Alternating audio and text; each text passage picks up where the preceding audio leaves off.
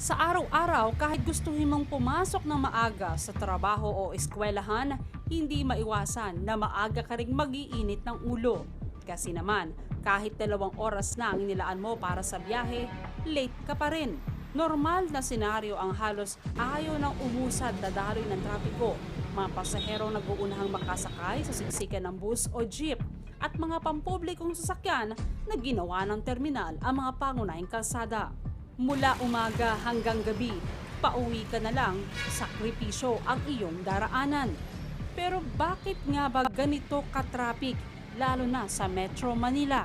Ang sabi ng iba, masikip at sira-sira ang mga kalye kaya dapat magkaroon ng pagpapalawak at pagkukumpuni nito.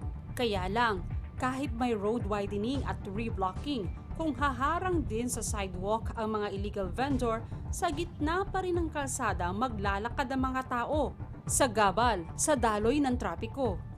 Maluwag din naman ang EDSA. Pero bakit ito ang pangunahing masikip na kalsada? Ang sabi, bawasan ang mga sasakyan sa kalsada. Ipagbawal na ang pagbiyahe ng mga bulok para lumuwag. Tama naman na i-phase out na ang mga lumang sasakyan dahil mapanganib din ito sa mga pasahero. Pero bakit kahit kaunti na ang mga sasakyan, mayroon pa ring nadidisgrasya? Sa pagtaya ng National Economic Development Authority o NEDA, umaabot sa 140 billion pesos kada taon ang halaga ng nawawalang oportunidad para umasenso dahil sa traffic. Kung susuriing mabuti ang sitwasyon ng buhol-buhol na trapiko sa Metro Manila, hindi sa masikip na mga kalsada o sa dami ng mga sasakyan ng ugat nito. Iyan ay dahil sa kawalan ng disiplina at respeto. Ayon sa grupong Respect Equals Discipline o RED, sa isang pag-aaral ay natukoy ang 5 mga pangunahing paglabag sa trapiko ng mga Pilipinong motorista. Beating the red light. Nakikita naman ang babalang dilaw na traffic light na ibig sabihin ay malapit na itong maging pula, pero habol pa rin ang ilang motorista. Paglabag sa U-turn slot. Ang laki na nga ng karatula na bawal mag-U-turn, pero may mga pasaway talagang driver at ipinapasok pa rin ang kanilang mga sasakyan sa maling daan. Paglabag sa no loading at unloading area. May tamang babaan at sakayan naman. Bakit mapilit tayong mga Pinoy na doon pa maghintay at magpababa sa mga bawal na lugar? Kung makahinto rin sa gitna ng kalsada ang mga pampasaherong sasakyan, parang sila ang hari ng daan. Paglabag sa one-way rule at counterflow. Ipinaalala na nga ng mismong Pangulo ng Bansa na bawal ang counterflow. Pero bakit tila bingi at bulag ang ilang tsuper?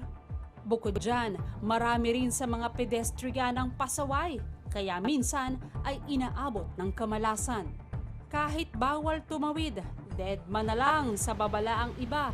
Hindi natakot sa malaking karatula na bawal tumawid dito, nakamamatay.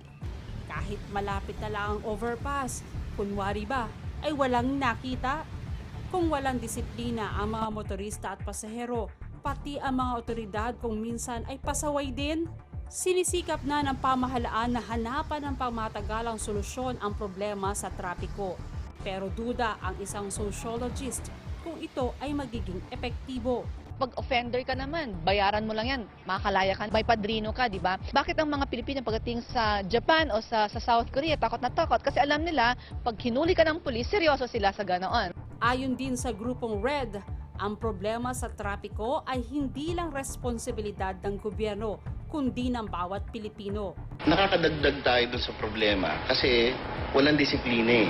Yung mga attitude natin during intersections, di ba, yung kakaliwa ka, kahit na puno na, ipapasok pa rin. Kaya kung may disiplina at respeto, masosolusyonan ang matagal ng problema.